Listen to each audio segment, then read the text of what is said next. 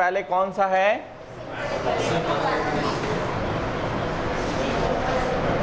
Simple squamous epithelium. कौन है? Simple squamous epithelium.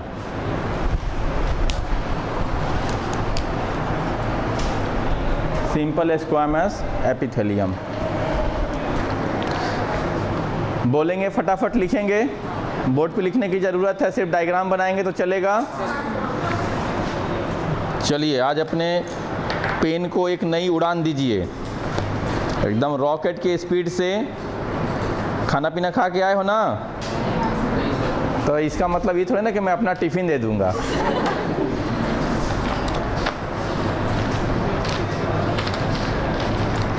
और गलती से मैं आपको दे दिया और घर जाके पूछा गया खाना खाए, मैं बोला नहीं खाया, तो अगले दिन दिखाई भी नहीं दूंगा।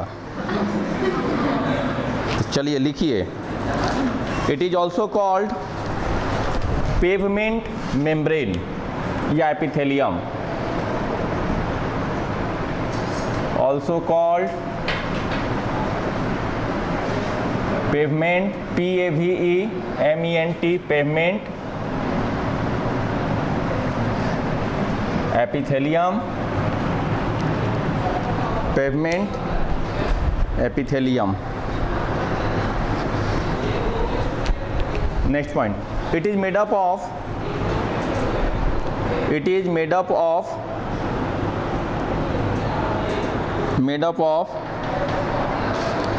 single thin layer of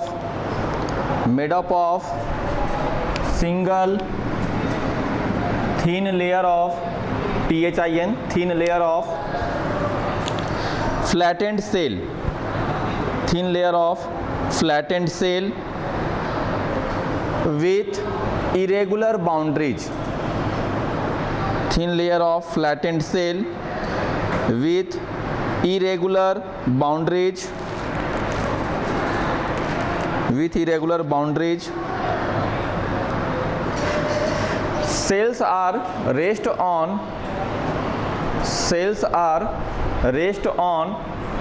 basement membrane.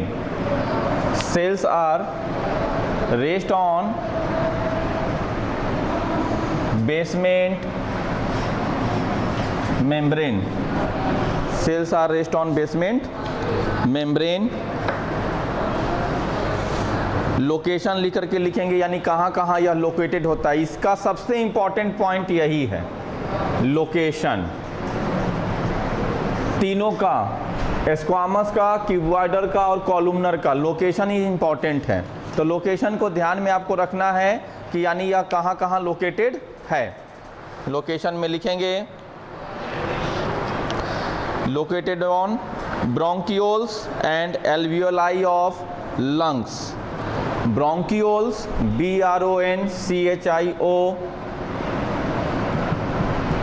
BRONCHIO,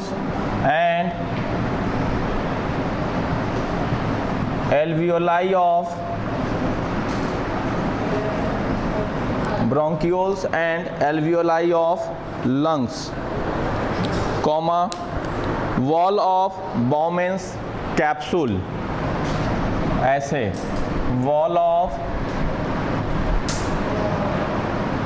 Bowman's capsule, wall of Bowman's capsule, descending limb of loop of Henle, descending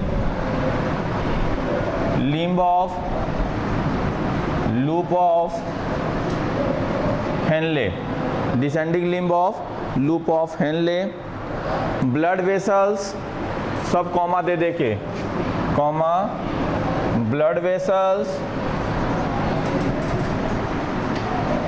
lymph vessels, blood vessels, lymph vessels, heart,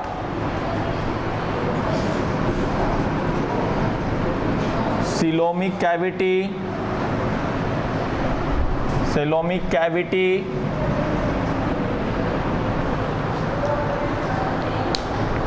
rate testis,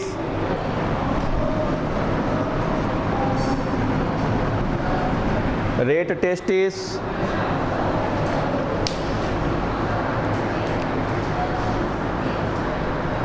उधर बैठोगे क्या? इधर से देखने में दिक्कत होती होगी, बार बार दिखता है। रेट टेस्टिस हो गया। Next point, in blood vessels, lymph vessels and heart. Next point, in blood vessels, lymph vessels and heart, it is called endothelium. It is called endothelium. And in coelom called mesothelium, and in coelom called mesothelium.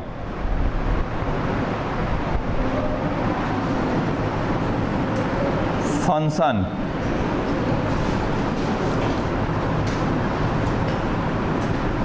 protection, secretion, absorption, excretion,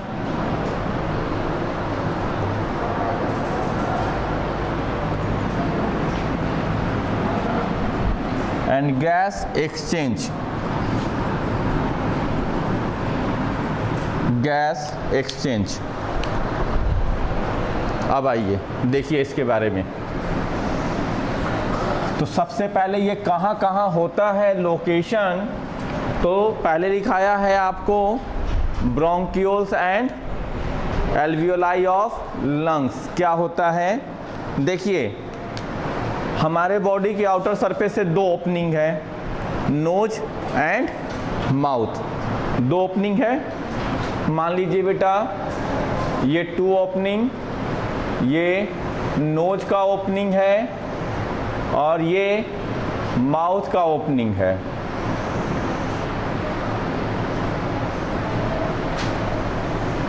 दोनों opening एक जगह आके common हो गए।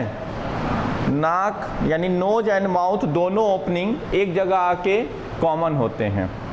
ठीक है, एक जगह जब आके कॉमन होती है, इसीलिए कभी कभी सोचो जब पानी पीते हो और उस समय हंसी आ जाए तो पानी क्या होता है, नाक से भी बाहर आ जाता है।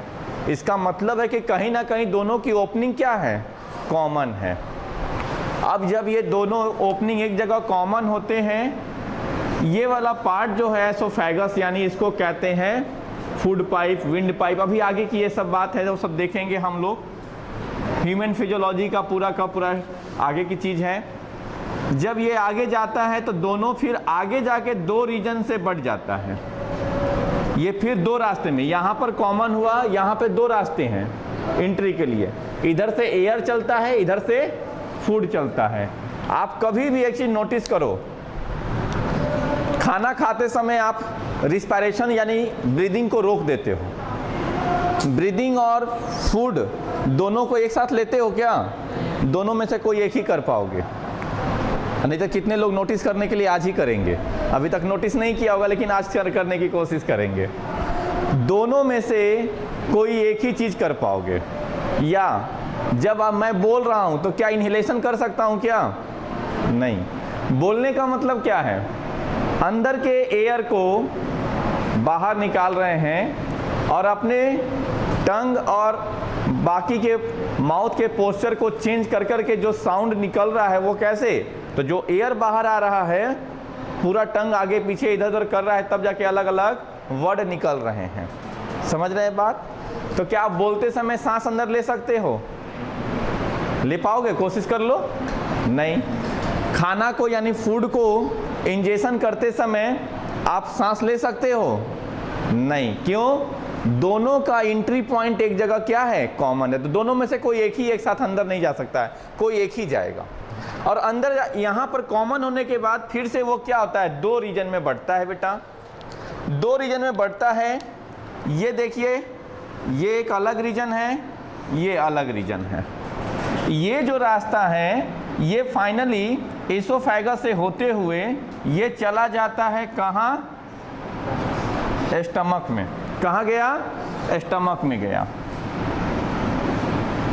और ये जो है फिर आगे जा कर के 2 रीजन में डिफ्रेंशिएट हो जाता है। अब 2 जगह बटा, क्योंकि आपके पास कितने लंग्स हैं? 2 लंग्स हैं। दोनों लंग्स में ये जाकर के इंटर करता है।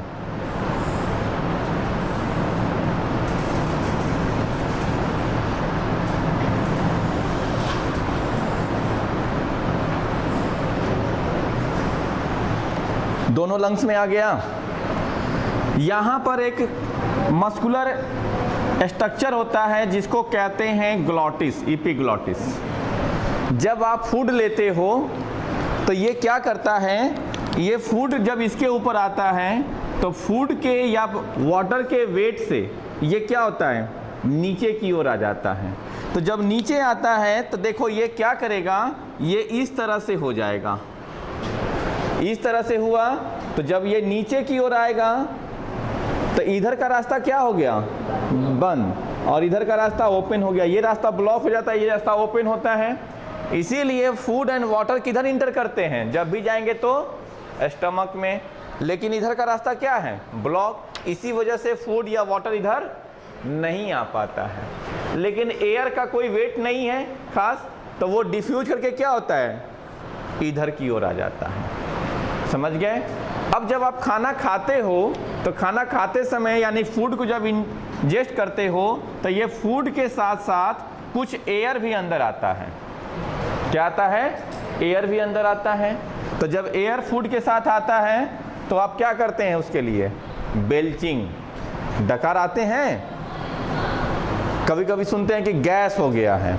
ये गैस क्या है, गैस इसीलिए ज़्यादातर फूड को खाते समय लोग कहते हैं बात नहीं करनी चाहिए, लेकिन आप लोग तो आप लोग हैं, पूरा दिन तो क्लास चलते रहता है, वही तो टाइम मिलता है अपने जुबान को एकदम बजर बजर पूरा करने का।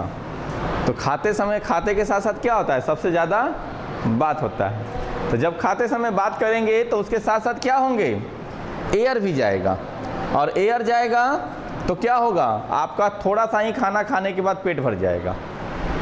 खाली बोतल है, समझ रहे हैं बात को। तो जब आप पानी डालते हो उसमें तो उसका एयर बाहर आता है, लेकिन इसमें क्या हो रहा है, खाना डालेंगे तो इसका एयर बाहर आने का कोई सिस्टम नहीं है। तो क्या होगा, अगर एयर भी जाएगा फूड भी जाएगा तो ये क्या होगा, डिस्टेंट होकर फूलेगा।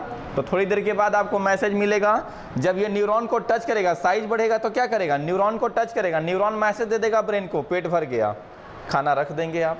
लेकिन वो फूड की वजह से नहीं हुआ है, एयर की वजह से भी हुआ है। तो इसीलिए खाना खाते समय बात कम कीजिए। बोलो सर पूरे दिन तो बात ही नहीं कर पाते हैं, वो भी समय नहीं करेंगे तो कैसे काम कटेगा, है ना। अब यहाँ पर ये जो आया, जब लंग्स के अंदर जाता है तो ये माइन्यूट स्ट्रक्चर में primary bronchi, secondary bronchi, tertiary bronchi, bronchiole, alveolar sac में डिफ्रेंशिएट कर जाता है। यानी यह अंदर आकर के और माइन्यूट स्ट्रक्चर में बढ़ते चला जाएगा। समझ रहे हो? और ये फाइनली जाकर के एक एयर लाइक, एक सैक लाइक स्ट्रक्चर बनाएगा, इसको कहेंगे एल्वियोलर सैक। समझ गए? तो ये ब्रोंकाई जब आगे जाता है तो प्राइमरी ब्रोंकाई डिफ्रेंशिएट करता है किसमें, तो यहां तक ये, इसको कहते हैं ट्रैकिया। ट्रैकिया के बाद में ब्रोंकाई के बाद में सेकेंडरी ब्रोंकाई, फिर टर्शियरी ब्रोंकाई, फिर ब्रोंकियोल्स। समझ गए? और ब्रोंकियोल से एल्वियोलर सैक, ये सब रिस्पायरेशन के टॉपिक में चलेगा। तो यहाँ पर ये जो लंग्स के अंदर में ये सब जो नाम आया, तो that is the bronchi and bronchioles. जब उस समय पढ़ेंगे तो यानी वो किसका बना होता है, स्क्वामस एपिथेलियम का बना होता है। किसका? स्क्वामस एपिथेलियम का बना होता है। दूसरा पार्ट देखो, नाम लिखाया है बॉमेंस कैप्सूल। जो बॉमेंस कैप्सूल का वॉल है वो भी किसका है, स्क्वामस एपिथेलियम। फिर सोचेंगे सर बॉमेंस कैप्सूल क्या है, तो नेफ्रॉन का रीजन का नाम है। इस तरह के कैप्सूल लाइक स्ट्रक्चर होता है जिसका नाम है बॉमेंस कैप्सूल। और ये देखो बेटा, यहां से यहां इस रीजन को हम लोग बोलते हैं क्या, लूप ऑफ हेनले। ये नीचे की ओर मटेरियल इससे आता है लिक्विड, तो इसको बोलते हैं डिसेंडिंग लिम्ब। इधर से ऊपर की ओर जाता है, इसको बोलते हैं असेंडिंग लिम्ब। समझ गए? तो लूप ऑफ हेनले के दो पार्ट हैं, ascending limb and descending limb. ये वाले पार्ट को, यहाँ से यहाँ ये वाले पार्ट को बोलते हैं पीसीटी, ये वाला रीजन कहलाता है डीसीटी, और इसको कहते हैं हम लोग बॉमेंस कैप्सूल। तो बेटा ये जो बॉमेंस कैप्सूल का जो मेम्ब्रेन है जो बना हुआ है वो किसका बना हुआ है, स्क्वामस एपिथेलियम। तो इसलिए वहां पर देखो तो descending limb of loop of Henle, Bowman's capsule, और जिस वेसल्स में ब्लड रन करता है उसको कहते हैं क्या, ब्लड वेसल्स। तो ब्लड वेसल्स जो नाम है इसका मतलब आर्टरी और वेन दोनों की बात हो गई। किसकी बात हो गई, आर्टरी और वेन दोनों की बात हो गई। तो इसमें जो ब्लड रन करता है तो ब्लड वेसल्स भी जो है वो बना हुआ है वो किसका, स्क्वामस एपिथेलियम का बना हुआ है। ब्लड वेसल के साथ साथ लिम्फ भी हमारे बॉडी का बॉडी फ्लूइड है। तो लिम्फ को रन करने के लिए सेपरेट एक वेसल्स होता है जिसको लिम्फ वेसल कहते हैं।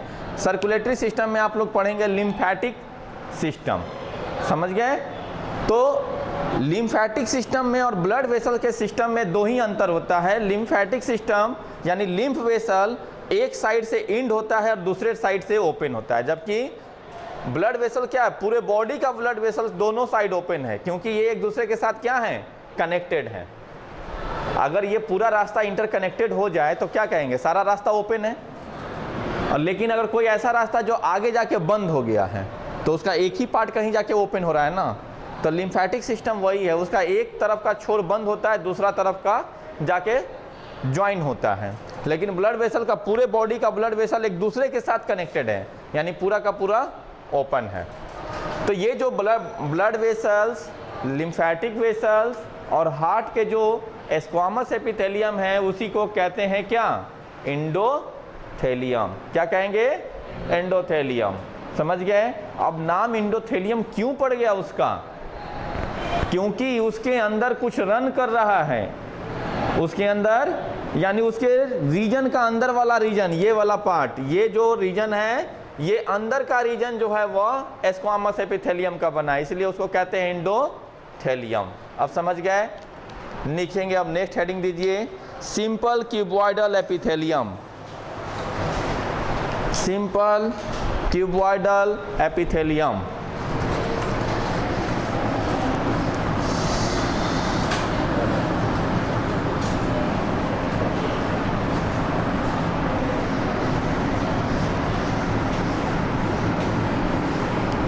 Simple cuboidal epithelium.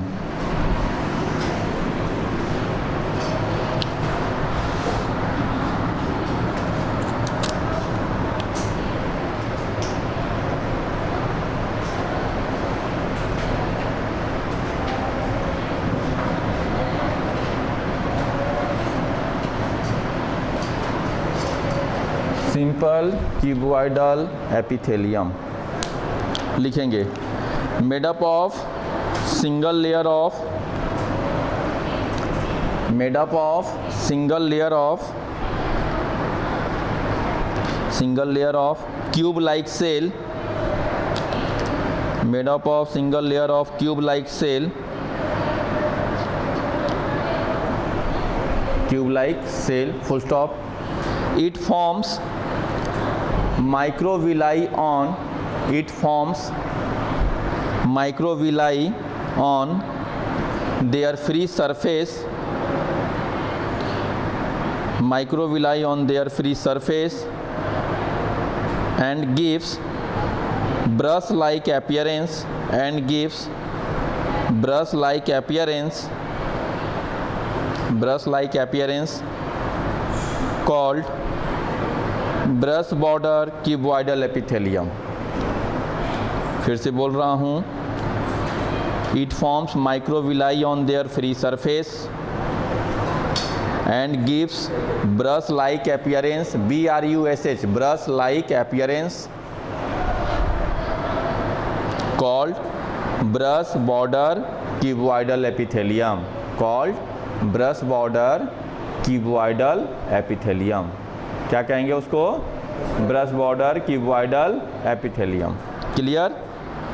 लोकेशन कहाँ कहाँ होता है यह, इसका location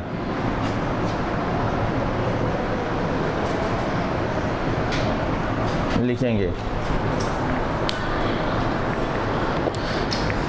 salivary and pancreatic duct, salivary and pancreatic duct, हाँ salivary and pancreatic duct, salivary SALIVARY, salivary and pancreatic duct, ये दो अलग अलग डक्ट हैं, salivary and pancreatic duct. Next thyroid follicle, thyroid THYROID, thyroid follicle, thyroid follicle, comma PCT, DCT, PCT यानी proximal convoluted tubule पूरा नाम होता है, वो सब किडनी में आएगा। PCT, DCT यानी distal convoluted tubule, PCT, DCT, ovaries, ovaries, seminiferous tubule, seminiferous tubule, seminiferous tubule of testis, seminiferous tubule of testis, ciliary bodies, ciliary bodies CILIARY, ciliary bodies, iris of I,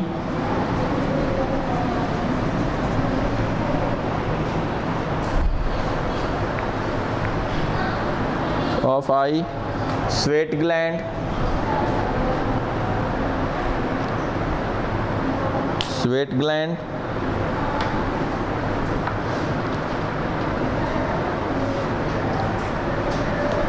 pigment cell layer of retina, pigment cell layer of retina,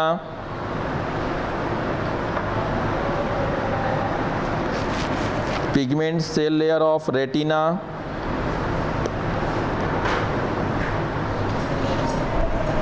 function,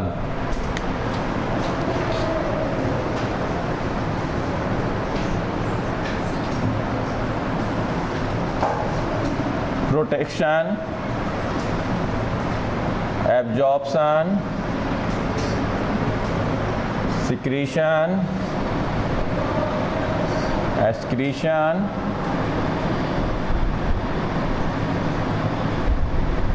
and germination. अब आइए बात, germination की बात आ गई तो कुछ नया बात आ गया। एंड जर्मिनेशन, हमारे बॉडी में दो तरह के सेल हैं जी, कौन कौन बेटा? सोमैटिक सेल और जर्म सेल। और जर्म सेल में आप क्या पढ़े? दो, कौन कौन? Sperm and ovum. आपके बॉडी का कोई भी सेल सिर्फ स्पर्म एंड ओवम को छोड़ के, चाहे वो आपका स्टमक का सेल हो, आपके ब्रेन का सेल हो, आपके किडनी का हो, हार्ट का हो, लीवर का हो, कोई भी सेल हो, ये सभी सोमैटिक सेल कहलाते हैं। तो यानी हमारे बॉडी के सभी सेल किसको छोड़ के? स्पर्म एंड ओवम को छोड़ के। तो सभी सेल सोमैटिक सेल हैं। और ये सभी सोमैटिक सेल कैसे होते हैं? डिप्लॉयड। ये दोनों जर्म सेल हैं। तो जर्म सेल कैसा होता है भाई? ये हैप्लॉयड सेल को जर्म सेल नाम क्यों पड़ा? जो आपके बॉडी का जो क्यूबॉइडल एपिथेलियम है, उसमें जब मियोसिस होता है तो उसी से बनता है स्पर्म एंड ओवम। इसीलिए वहाँ पर जहाँ पर इसमें मियोसिस होकर के स्पर्म एंड ओवम बनता है, यानी seminiferous tubule of testis and female के ओवेरीज में, वहाँ पर इसका नाम होता है जर्मिनल लेयर या जर्मिनल एपिथेलियम। क्या नाम होगा? Germinal epithelium. समझ गए? तो चलेंगे, लिखिए इसको। In ovaries and seminiferous tubule, in ovaries and seminiferous tubule bracket में testis, in ovaries and seminiferous tubule bracket में testis, in ovaries and seminiferous tubule bracket में testis, it is called germinal epithelium, it is called germinal epithelium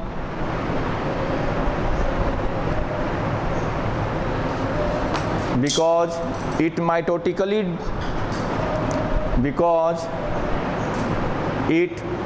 mitotically divide to form, because it meiotically divide to form sperm and ovum, meiotically divide to form sperm and ovum bracket में germ cell, sperm and ovum bracket में germ cell. हो गया? अब next simple columnar epithelium, simple columnar epithelium.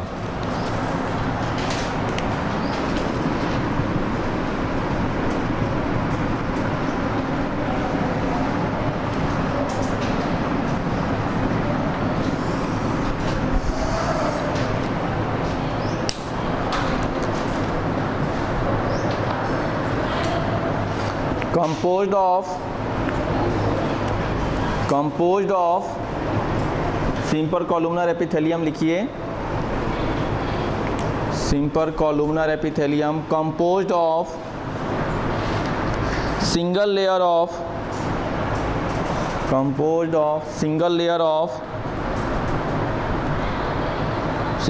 of tall and cylindrical cell, and their nuclei located at base,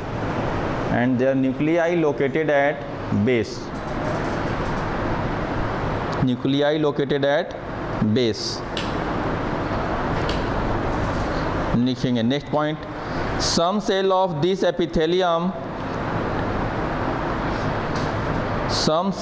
this epithelium secrete mucus, some cell of this epithelium secrete mucus,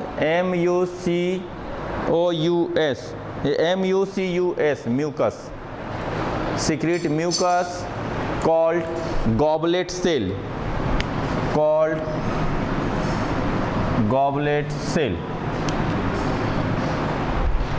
लिखेंगे। goblet cell and their connecting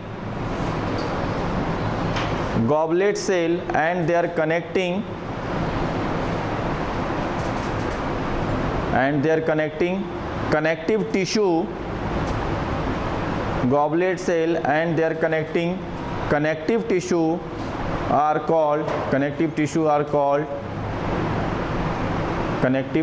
called mucus cell और mucous membrane, mucus cell कहेंगे या फिर mucous membrane कहेंगे, mucus cell और mucous membrane।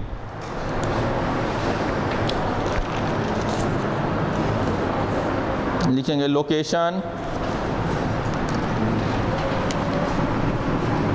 Location यानी ये कहाँ है,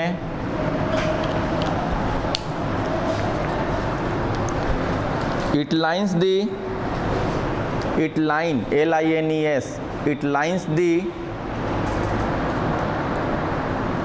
stomach, intestine, कॉमा दे देके, it lines the stomach, comma intestine, gallbladder and bile duct, gallbladder and bile duct and bile duct, B-I-L-E, bile duct. Next point, it also forms bile duct, it also forms gastric gland, it also forms gastric gland, comma intestinal gland, gastric gland, intestinal gland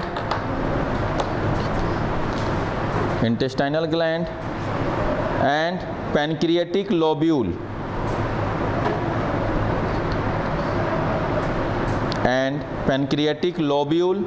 L-O-B-U-L-E, pancreatic lobule. Next point इसमें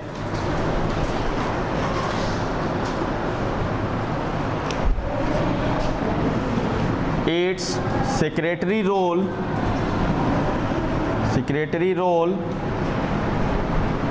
is called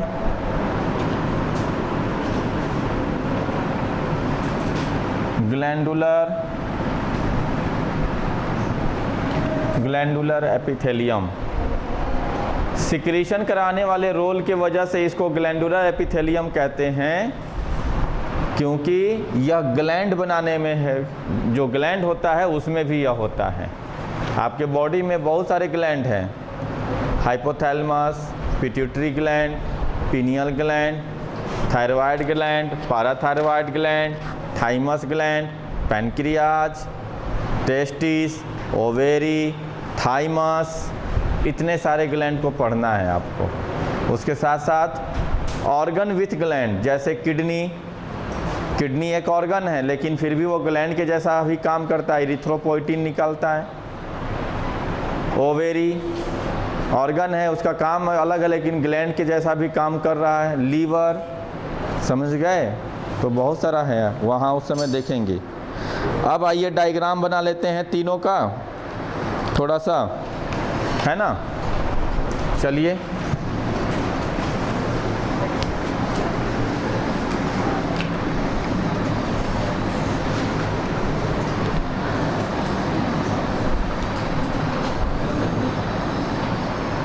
इतना बोलवा दिए तुम लोग, भूख लग गई।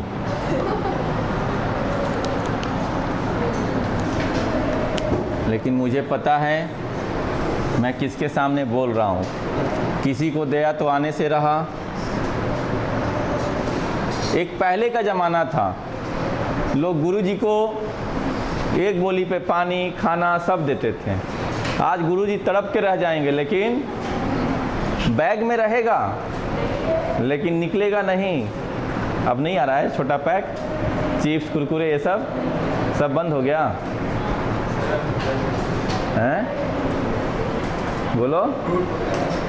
अच्छा, तुम लोग फ्रूट खाने लगे, क्या बात है? हैं?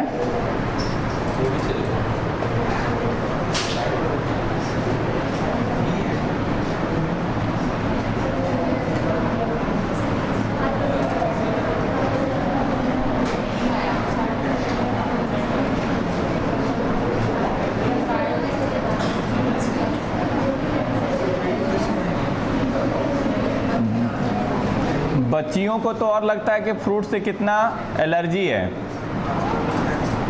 है ना? बच्ची लोगों को तो और ज़्यादा लगता है कि फ्रूट से कितना एलर्जी है। मेरी भांजी है, उसको फ्रूट पसंद ही नहीं। हमके वाह,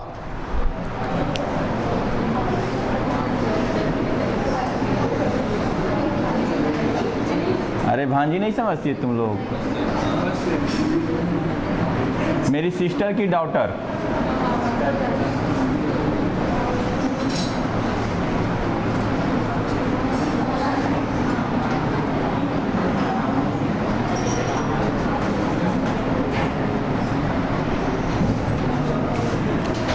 बनाइए बेटा इसको।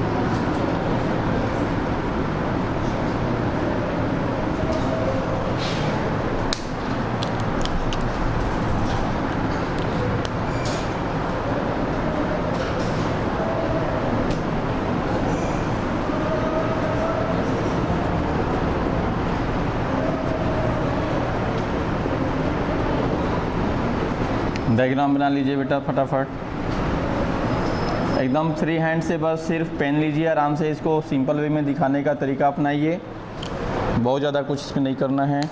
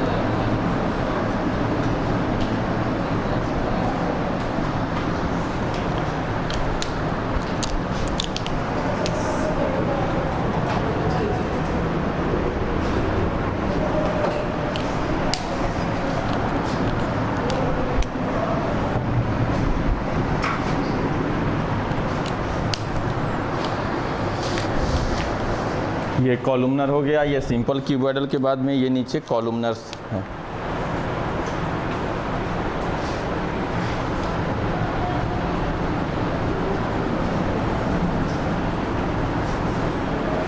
Columnar epithelium.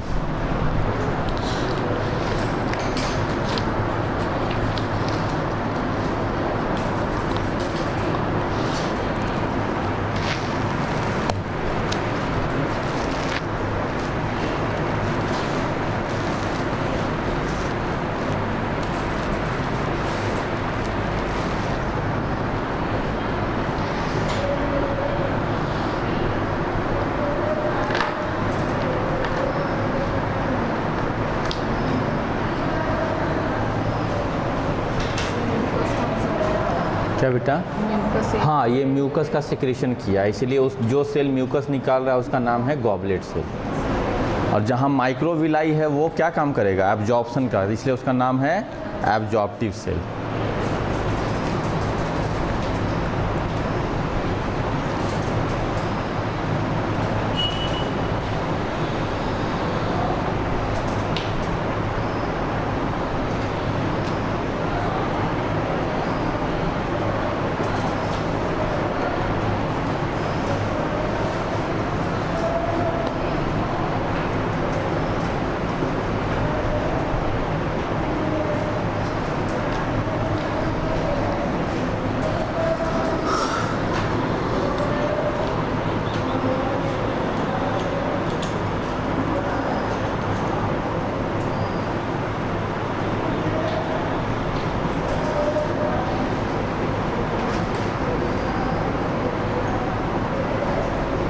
डायग्राम हो गया बेटा सभी का?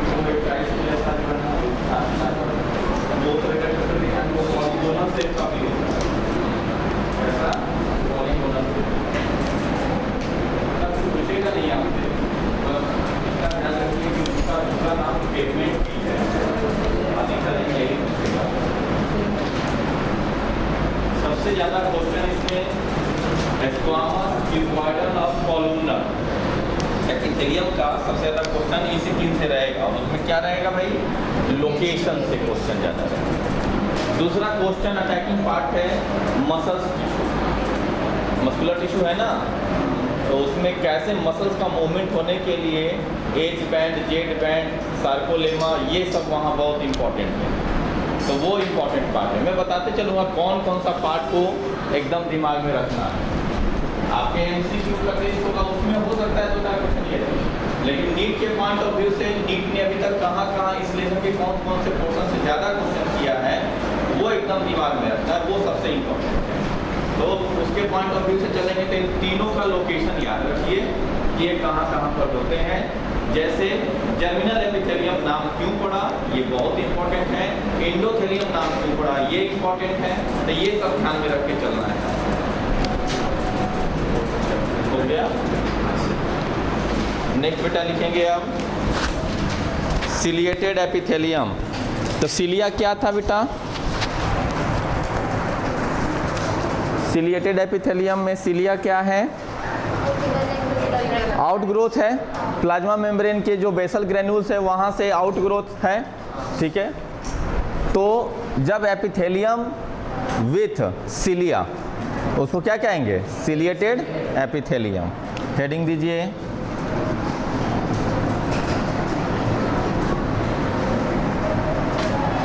Ciliated epithelium.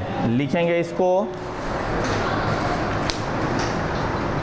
numerous hair like outgrowth of numerous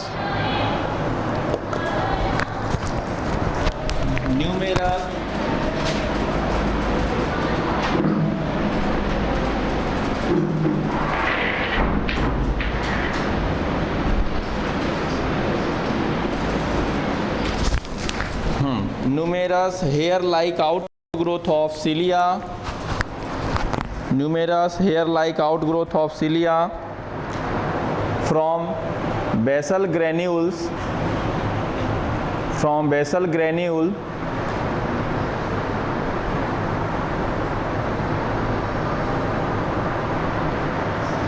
from basal granules. Next point, mucus secreting cell also occurs in the mucus secreting cell, mucus secreting cell also occurs in ciliated epithelium, also occurs in ciliated epithelium, ciliated epithelium. It is two type, या two types के हैं, और दोनों जो type है बेटा वो shape के हिसाब से हैं, सिलिएटेड कॉलुमनर और सिलिएटेड क्यूबॉइडल। समझ गए? तो cilia with columnar epithelium and cilia with cuboidal epithelium, बस इतना ही का डिफरेंस है। तो फर्स्ट में लिखेंगे क्या नाम है, सिलिएटेड कॉलुमनर,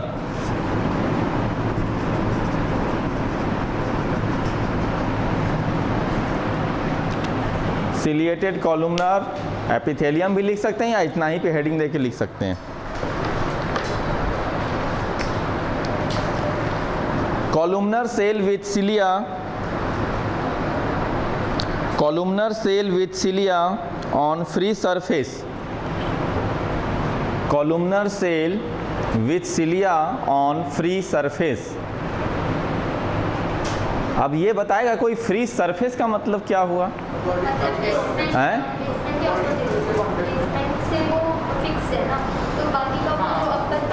यस, क्योंकि दो सेल तो अटैच है ना, ये सेल और ये सेल दोनों आपस में अटैच है, तो इसका प्लाज्मा मेम्ब्रेन इसका प्लाज्मा दोनों तो ज्वाइन है, तो फ्री सरफेस कहाँ बचा, ऊपर में। तो ऊपर के सरफेस पे क्या होगा, सिलिया होगा। गुड, चलिए लिखेंगे columnar cell with cilia on free surface. Example में most of respiratory tract, most of respiratory tract epithelium, respiratory tract epithelium, comma fallopian tube, fallopian tube, comma, ventricle of brain and central canal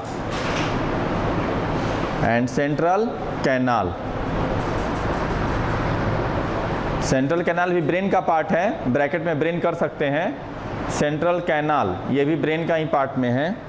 next लिखेंगे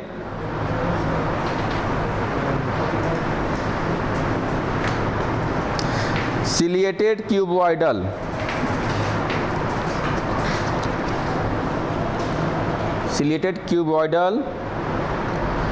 cubical cell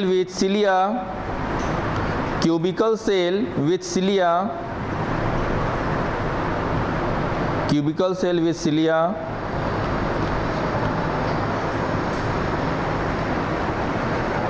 example में certain part of nephron,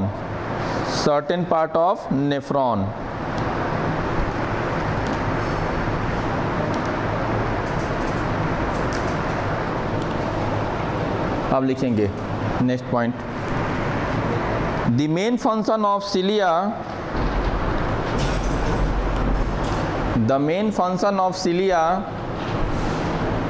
is ciliary movement.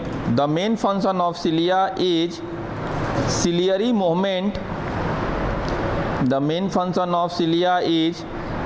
movement. To maintain flow of mucus,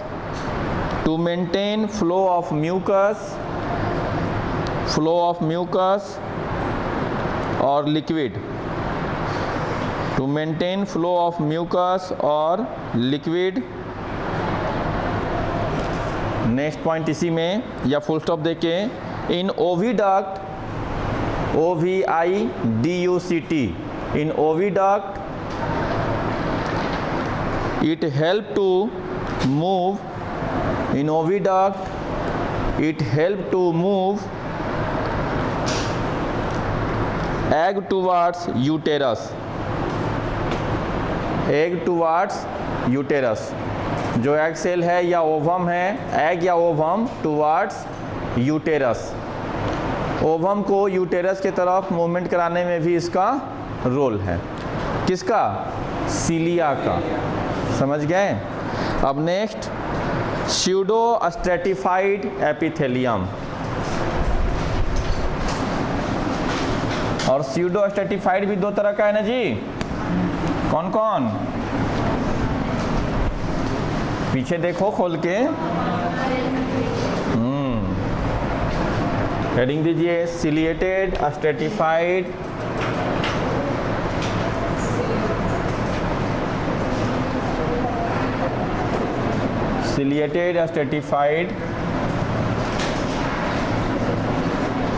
epithelium.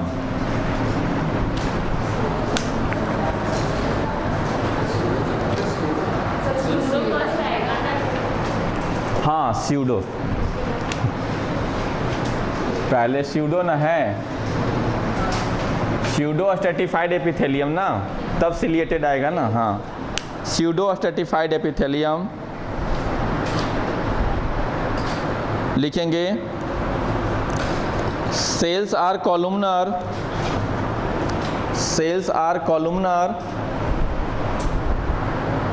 but unequal in size. Cells are columnar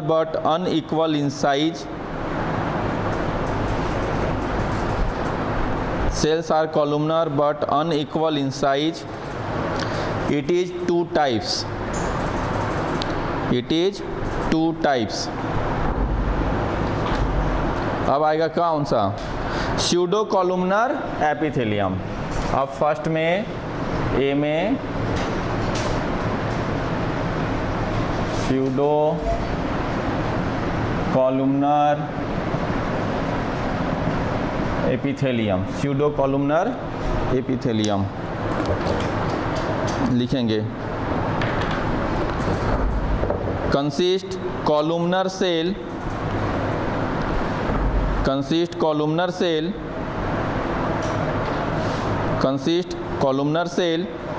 occurs in parotid salivary gland, parotid PAROTID, parotid salivary gland. हमारे mouth में 3 pair of salivary gland हैं, उसमें से एक का नाम है parotid. ये सलाइवा का सिक्रीशन करते हैं और सलाइवा जो है मेन रूप से स्टार्च का ब्रेक डाउन करता है। जो रोटी वगैरह खाते हैं ना, 30% स्टार्च का डाइजेशन माउथ में ही हो जाता है सलाइवा से। और सलाइवा में ये स्टार्च को डिग्रेड करने के साथ साथ आइसो एंजाइम भी होते हैं या लाइसोजाइम भी होते हैं, जो बैक्टीरिया वगैरह को मारने में हेल्प करता है। चलिए वो वहाँ का पार्ट है। अभी लिखा parotid salivary gland and the urethra of male, and the urethra of male.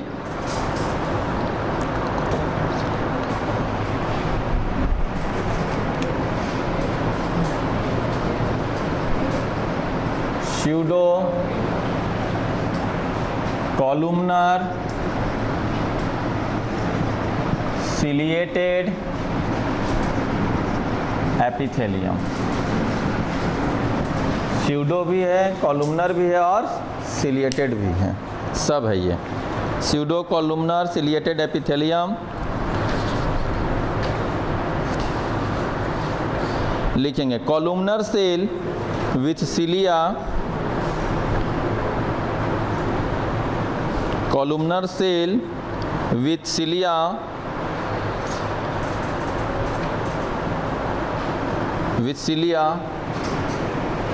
on free surface of long cell, on free surface of long cell, bracket में सिर्फ कर दो not in small cell, not in small cell, small cell में नहीं होगा, ठीक है। Not in small cell,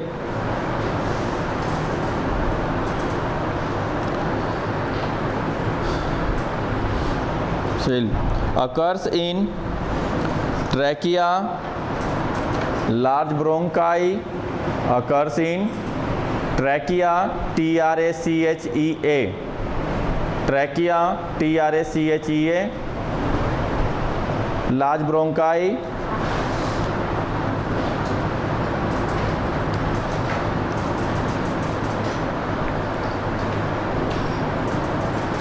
अब फंक्शन लिखेंगे। ये दोनों का कॉमन फंक्शन होगा, स्यूडो स्ट्रेटिफाइड है ना, तो इन दोनों का कॉमन फंक्शन है। फंक्शन में protection, secretion,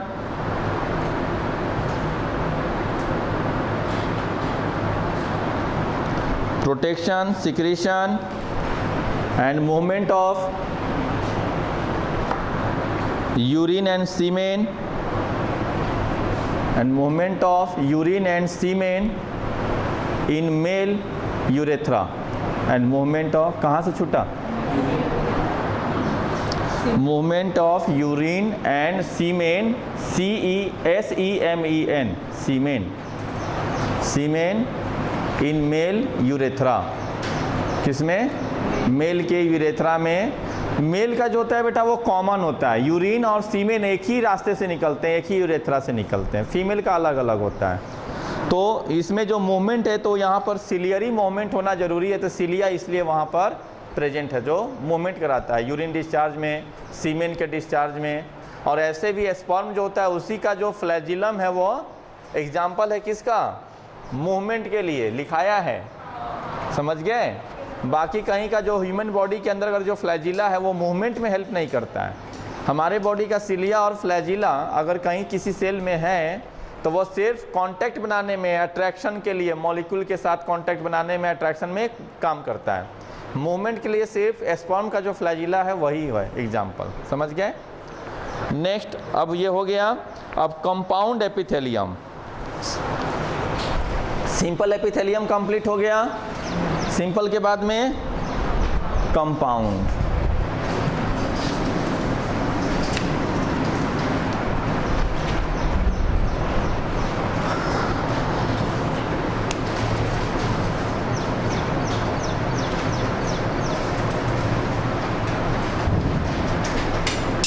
compound epithelium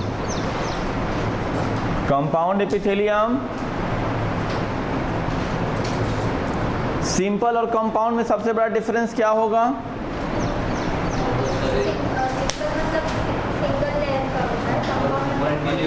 yes, सबसे पहला डिफरेंस ये।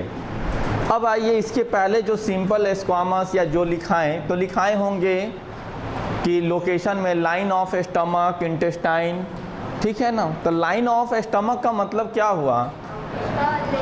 अब स्टमक है तो स्टमक तो एक मस्कुलर स्ट्रक्चर है ना भाई, उसका थिकनेस तो बड़ा है। तो सिर्फ ऐसा नहीं है कि वो सिर्फ उसी पार्टिकुलर एपिथेलियम से बना है, यानी अगर इस तरह का स्टमक है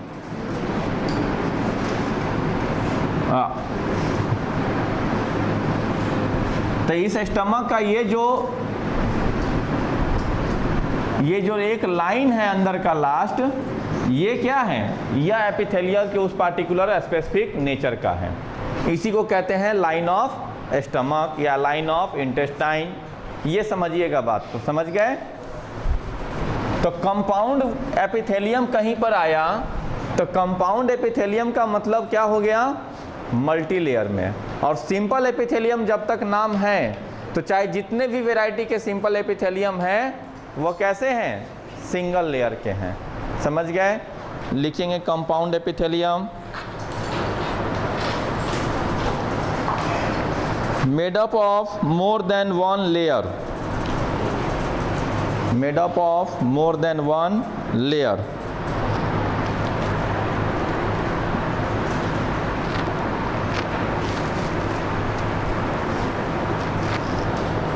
It is two type.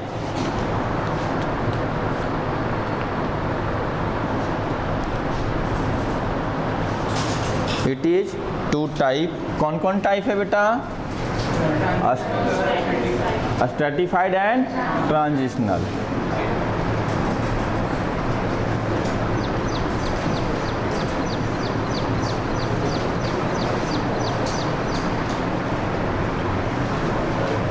तो फर्स्ट में स्ट्रैटिफाइड कंपाउंड एपिथेलियम, या सिर्फ स्ट्रैटिफाइड लिख सकते हैं, और लिखिए stratified.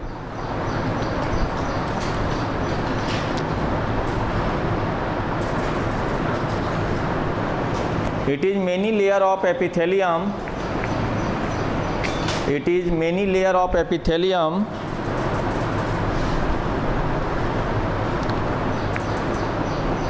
Many layer of epithelium, and the deeper layer, and the deeper D-E-E-P-E-R, deeper layer is columnar or cuboidal, and the deeper layer is columnar or cuboidal,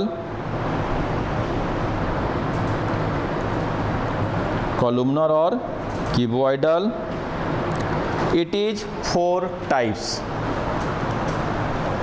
It is four types. अब four types कौन कौन सा है इसका?